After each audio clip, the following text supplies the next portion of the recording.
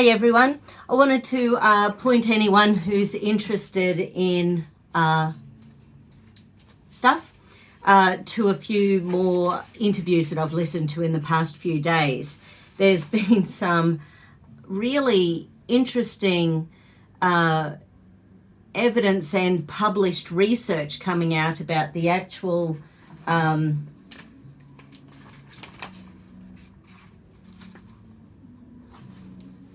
that are in the SHMABs, and basically what they found in studies was that these that are in the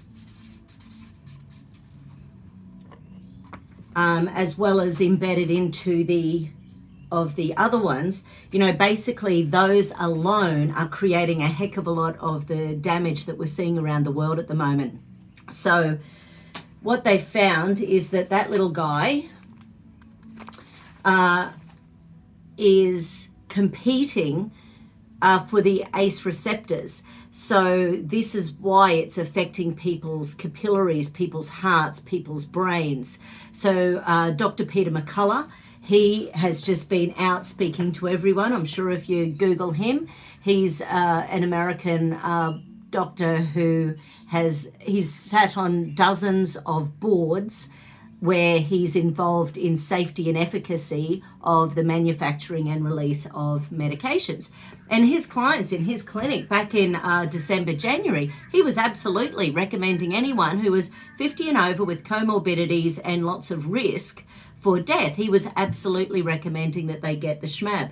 But what he found when he was watching the challenges that these people faced was that he simply cannot recommend this vaccine anymore, and this SHMAB anymore, and basically he's one of the ones out there speaking against it. Like I said last week, that Nobel laureate Luc Montagnier has also been out speaking about it, and I listened to a big one a few days ago from Dr. Sherry Tenpenny. So she had one that was called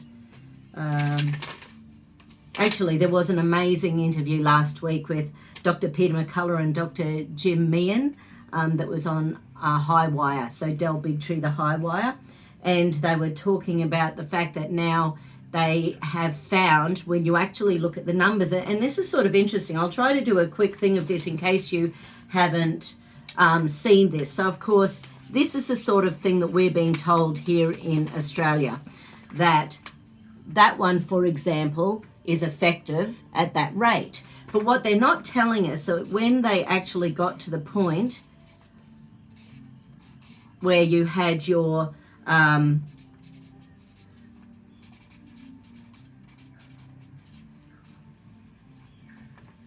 the people who had compared to the people who had the placebo, there were 160 infections in the control group compared to 8 infections in the control group. And basically that's where, when you compare that, that's where they get their delightful little number of 95%. But what they're not telling you, and this is where not even the media has done a damn bit of research about this, is that there were 22,000 in each group. And of course, one of the things about the placebos is that most of the companies did not use a true placebo. They actually used another SHMAB, in order. So they weren't using like a saline or something like that. They were actually using another schmaxine. So you're basically creating, and every time you get a schmaxine, you're going to create an immune response. So the fact that there were 160 in the non-schmaxed and 8 in the schmaxed, what that actually, when you look at the 22,000 and 22,000, you're actually looking at that is the amount of extra benefit you get. Less than 1% extra benefit by having the schmaxine than not having the schmaxine. But of course, it's experimental and we simply do not know long-term effects. So that's where people like Dr. Gert van den Bosch and Luc Montagnier, the Nobel laureate, and Dr. Peter McCullough and Carrie Matajay and Sherry Tenpenny and Christian Northrup and all of these people are jumping up and down saying, oh my God, have you looked at the animal studies? There have been 20 years of animal studies with these types of schmaxines. So they know what's going to happen down the track, but they have avoided the animal trials this time in order to get it out under emergency use. So, and there was another study, so even with that one with the PFIZER,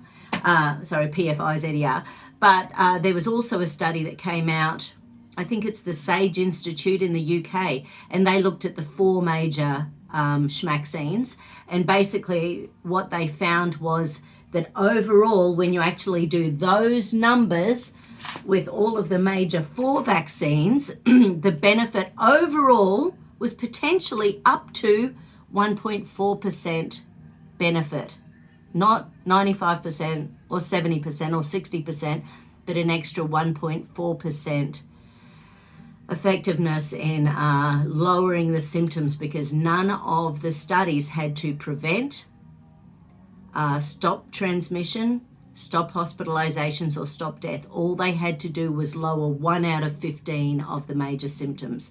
So that's, to me, that's pretty interesting when you actually look at that. But then this morning I've listened to a couple of things on the actual little dude itself, and there's one that I listened to this morning called, and this is on YouTube, called The Spike Protein by Dr. Byram Bridle, Professor of Virology Immunology. So that one's on YouTube at the moment. It's about 8 minutes long, and he has, once again, they've got published studies at the moment talking about what the schmotein actually does, and you've got to listen to it. If you're worried about this, even if you're not worried about it, go listen to it and then go argue with the damn virologists, and so basically, and as we know and we've talked about over the last year,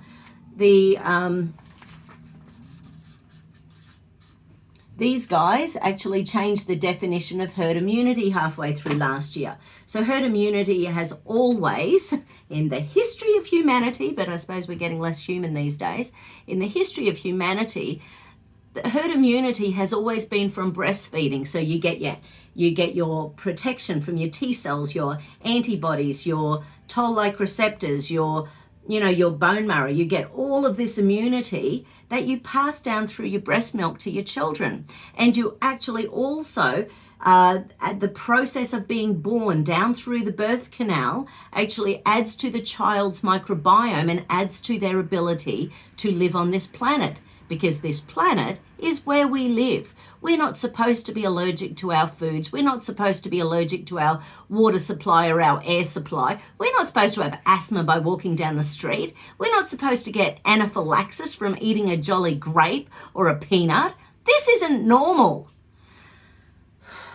Anyway, there's all sorts of delightful things in the schmaxines. But basically, that affect our immune system.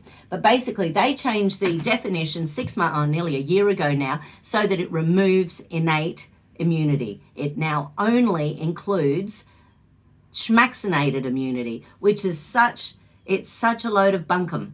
And I can't believe, and I did not know, I was listening to a whistleblower from these guys yesterday, and I've listened to her before. She's amazing. I'll try to find it. If you want it, I'll put it in the notes. But she was talking about the fact that any countries, and I don't know, 170 or 200 countries pay homage to the World Health Organization. And basically, if you are part of the World Health Organization, by law, you have to do what they say. So, and this year they've been flip-flopping on everything, like Ouchie Fauci, who's been bloody found out this week. Isn't it fantastic? Finally. He'll get his comeuppance, hopefully. So, it's very, very interesting that things are finally coming out. These things in the schmaxines are not good for us, and we simply do not know. And given that across the world there is still a 99.98%, if people actually get it, they get mild to moderate symptoms.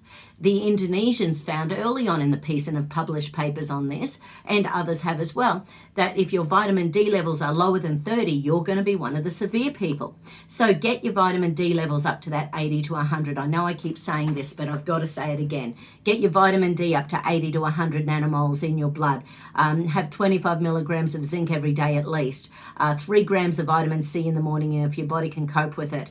Coenzyme Q10 to protect your capillaries, your hearts, about 300 to 400 milligrams a day to protect your heart, your capillaries, and your brain. Things like eating your natural greens, your natural salmons. I heard they've bloody genetically modified salmon. So that's being released on the public now. So there's just so many things going on that are messing with our immune system. It feels like they are trying to drive these numbers, because the numbers aren't about illness. The numbers are just numbers to keep the fear alive. False evidence appearing real. Fear. This is what they're trying to do. So this will probably get taken down, but whatever. I'm so cranky at the moment. And I've got really seasoned clients of mine who have been seeing me for 20 years who are being forced to do the schmaxine by their partners, their parents, their workplaces. And then when I talked to them, they had no idea. We are not being told the truth. And I'm listening to hours and hours of stuff every week trying to keep up with the research, and it's not easy.